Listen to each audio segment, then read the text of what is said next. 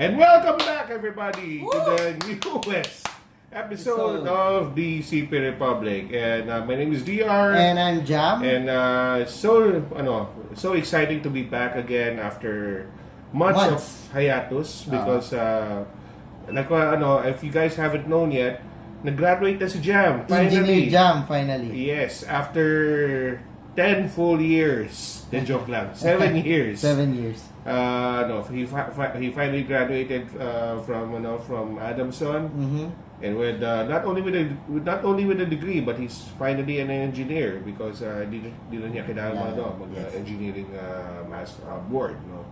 So anyway, let's cut the chase, and we're going to talk about the Flare P1. Yes. Alright, so Jam, di ba recently nang in-announce ni Cherry itong Flare P1? Yes, kasama nun sa yung commercial with Ann Curtis. Oh, so, yeah, that commercial. So the Flare P1 has a special feature, and nakikita niyo sa likod. It's actually dual camera. That's a 13 megapixel rear camera with 2 megapixel secondary camera. This is the first time that Cherry Mobile released their dual cameras, no? Yes. And actually, hindi lang itong Flare P1, but they also have a bigger version, which is the Flare P1 Plus, right? So this one is affordable actually kasi ito yung actually pinaka-affordable na dual cam na smartphone. The cheapest in the market right now. So, pero syempre, pag sinabing mas mura, we need to compromise some hardware. Hindi naman porket meron tayong dual camera, same as same as like sa Huawei P10, or we have the Zenfone Zoom, diba, which has dual lens camera. This is more affordable. So this one has a MediaTek MT6580 quad-core processor. It also has a 1 gig of RAM, 5-inch HD IPS display, 16 gigs of internal storage. It doesn't have LTE, but it does have HSPA+. Okay, I'll stop you right there, ha. Yung MT6580, kailan ba ito nilabas, the chipset? Parang 2 years ago yata, or yun nga. So, yun yung, doon pa lang, alam mo na kung bakit mura to. Yes, exactly. Diba? So, medyo luma na. Well, we're not gonna announce the price yet. If you guys know, then, But we gave you a clue. It's affordable. Yes, very affordable. Yes. So, yun nga. With that having said, you'll see the rest of this. You'll see the rest of the specs in the screen. No, you should be able to see it. Pero yun nga. MTK 6580.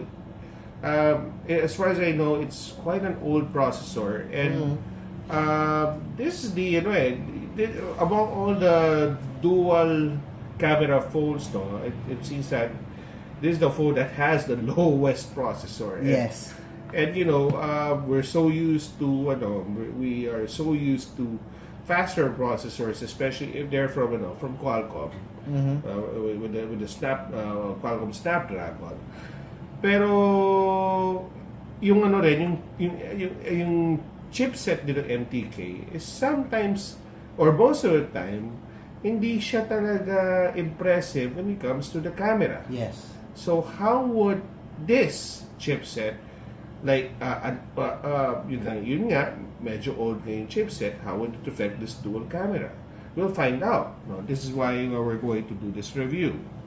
So now that we having said that, we'll go straight to the camera. Okay, so we'll go straight to the camera, and Jam and I were gonna pick the This is how the camera looks like. Okay. Very basic. Very similar sa mga MediaTek smartphones.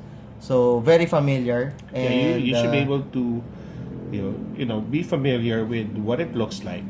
Pero what also looks like, if you have used a dual lens smartphone, dual lens camera smartphone, is this icon, which means for to blur and not to blur the photo. No? So to turn this on, you have to tap on the blur icon. So now let's try let's try focusing on Jam's watch. Pero kailangan kasi meron tayong background din. So this is what we're going to do. We're going to take a picture of Jam's watch. Pero meron tayong konting background. And that's siguro i-adjust the jam yung camera sandali. Jam, can you adjust it? Nakita yung yung interface ng camera. So this is how it looks like. I'm going to touch the going to focus on the watch of jam. All right? And as you can see, ang bagal niya mag-focus. Hindi siya mabilis mag-focus. And that can be frustrating, no? For those who are expecting na to take to take beautiful photos, but if you don't have the patience, just like me, it's hard to focus. Okay? That's one point na nakita namin ni Jam. It's so hard to focus to achieve a bokeh shot. Yes. Unlike other phones that we have tested before, like the Zenfone 3 Zoom or even the P9, we also tested the P9 and the Huawei P9 and the ano pa bang ibang dual Zenfone 3 Zoom. Yeah, aside from Zenfone 3 Zoom. iPhone 7 Plus. I haven't tested an iPhone 7 Plus only. But have you? Pa-try lang ako. Yeah, pero it's easier, right? Yes, it's easier it's to focus. easier. Or no, you also used the LG G5 before. Yeah, the LG G5. It has pero iba yung niya, iba yung Kasi wala pa na implementation siyang bokeh. niya. Oh yeah, I forgot. Wala Iba pa yung na siyang implementation bokeh. niya. Yeah. So what we're saying is it's easier to focus on those phones than on this phone. Yes. Heck, even the Huawei GR5 2017. Yeah, hindi ko na-try yan. Pero Yeah, I tried it. May dual lens na siya and sa mga matitinong specs. I mean, it's a mid-range phone and for 13,000 pesos, I think 9,000 pesos na siya eh. GR3 yan. GR3 yung Or 10,000. Basta Yeah, binaksak 11, 12. binaba yung presyo niya eh. And Yes. 10 or 11,000. You get a very decent decent na dual lens camera. And mas mabilis pa mag-focus doon. Exactly. Dito, as I was trying to demo, it's hard, But we were able to take some sample photos, which you will see on the screen. Although not on the phone screen, but it will just appear on your screen magically. Pero yun nga, mapapansin niyo na kakaiba yung Paano kakaiba, Jam? what you can see here is yung sa mga sample photos niya, yung mga bokeh natin sa sample photos, medyo may pagka-radial yung blur niya. It's actually parang hindi hardware. It's more like a software work. It's done by software. Yes. Diba? It's done by software. Oo. Parang dinaya. Parang dinaya nga actually. Oh, and actually kapansin-pansin siya, with the sample photos that you see. Kapansin-pansin siya. So honestly speaking, we don't know why there is really a dual lens camera here. If ganun yung effect. Yes, exactly. Right?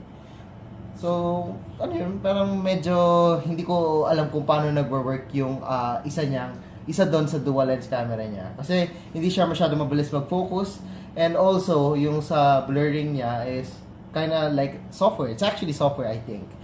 However, ang maganda doon is ito lang yung Cherry Mobile smartphone yata na may ganong effect na makaya makapag-blur ng ganon. And if you know how to work with camera sa smartphone, which is medyo mahirap kasi naka-radial yung blur niya, baka kaya nyo makapagpalabas ng, may magandang effect sa mga shots niya, especially sa portrait. Yes. Which is yun yung advantage niya, I think. It's all a matter of being patient. If you want to buy this camera, buy this phone, the Flare P1 is only 3,990 pesos. Yes. So, you can still do good photos, good bokeh photos, na hindi masyado halata, pero tsempohan niya lang talaga. Yes, with the exactly. angle, with the angle of the shot, with the lighting of the shot. It all has to, you have to use you have to analyze the situation, the location of the photo, and before you do that bokeh shot.